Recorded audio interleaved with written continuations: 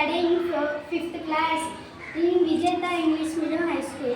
Today activity is Telugu.